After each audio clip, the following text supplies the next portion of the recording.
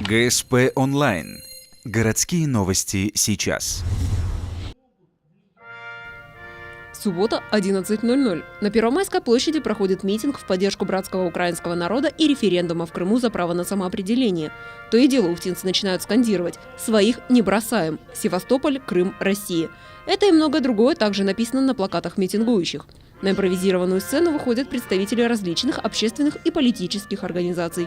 Все для того, чтобы напомнить – Крым наш, и мы не имеем морального права отказать в помощи. Мы своими руками разрушили Советский Союз. Мы ушли отовсюду, мы закрыли свои военные базы повсюду. И что? Что? Навстречу нам с цветами пришли наши вчерашние противники? Нет. Они просто вошли в опустевшие страны. Болгария входит в НАТО. Вдумайтесь только в это. Присутствующих объединяет не только сопереживание к братскому народу. У многих ухтинцев в Украине живут родственники и друзья, поэтому со сцены рассказывают их истории. Представители различных организаций уже начали оказывать поддержку. КПРФ и казаки Ухты и Сосногорска собирают денежную помощь. Причем партия сегодня вынесла ящик, для того, чтобы и горожане смогли внести свой вклад. А у казачества уже есть более смелые решения.